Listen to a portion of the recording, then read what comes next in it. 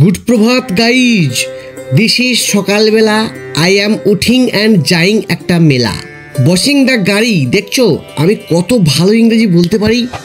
গাড়ি করে চেপে চলে যাচ্ছি একটা বিশেষ জায়গায়। তোমরা দেখতে থাকো কোথায় যাচ্ছি। অবশেষে উই আর রিচিং দিস স্থান।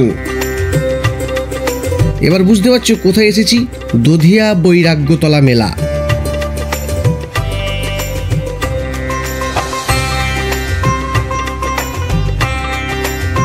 আজ থেকে 200 বছর আগে এই মেলাতে হারিয়ে যাওয়া দুই বোন আবার সেই মেলাতেই পুনর্মিলন হলো। তা দেখে আমার চোখের জল ধরে বোতলে পরে নিলাম, কারণ আমরা জল আনতেই ভুলে গেছি। আমি তোমাদের মেলা দেখাবো আর মেলার ইতিহাস শোনাবো। তো চলো শুরু করা যাক। দোকানের যেমন শেষ নেই, লোকেরও শেষ নেই। কোনো এক মহাপুরুষ বলে গিয়েছেন, মেলায় গিয়ে ঠেলা খাওয়ালি। সত্যি বলেছেন। আমি অন্য কিছু তো খেতে পারিনি, শুধু ঠেলাই খেয়েছি মেলায়।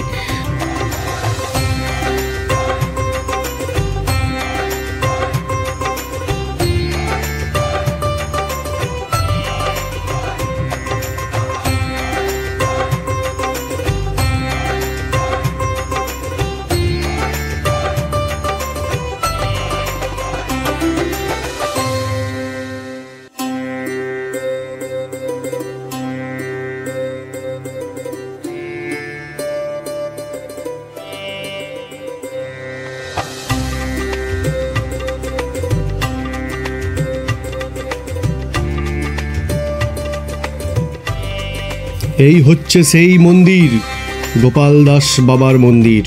কথিত আছে 1176 বঙ্গাব্দে মহাপুরুষ গোপাল দাস 76-এর মর্মান্তরের সময় কেতুগ্রাম ও বীরভূম এলাকার মানুষের জন্য অন্ন মহোৎসব শুরু করেন।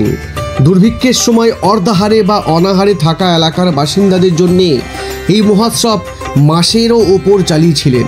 সেই মন্মন্ত্রের স্মৃতিকে জিয়ে রাখতে আজও মাকড় সপ্তমীতে গ্রামের মানুষ বাবাজির সাধন পীঠে এসে রান্না বান্না করে খেয়ে দিয়ে বাড়ি যান।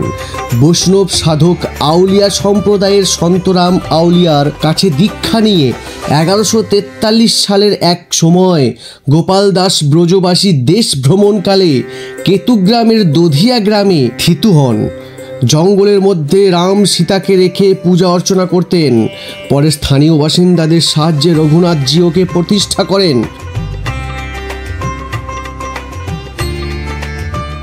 বর্ধমানের মহারাজা তিলকচন্দ্র মহতাব তাকে চিনতে ভুল করেননি। বাংলায় 1152 সালে গোপাল দাস বাবাজির সাধের রাম ও সীতা এবং রঘুনাথজিওর মন্দির প্রতিষ্ঠা করার জন্যে 69 বিঘা জমি দান করেছিলেন। বীরভূমের পাকুড়হাস গ্রামের এক বিত্তবান সহৃদয় ব্যক্তি বাবাজির এই সাধনস্থলে পুকুর খনন করে দিয়েছিলেন। এই মেলায় এলাকার মানুষের সব প্রয়োজনীয় জিনিস পাওয়া যেত। শোনা যায় গরুর গাড়ি, গরু, মহিষ, ছাগল, ভেড়া, এমনকি ঘোড়া ও হাতিও একসময় কেনাবেচা হতো। কাঠের আসবাবপত্র, লোহার সামগ্রী, মাটির তৈজসপত্র, গৃহস্থালির খুঁটিনাটি আজও বিক্রি হয়। পরম্পরা ও রীতি মেনে আজও দধিয়া বৈরাগ্যতলার মেলা তার জনপ্রিয়তা একটুও হারায়নি।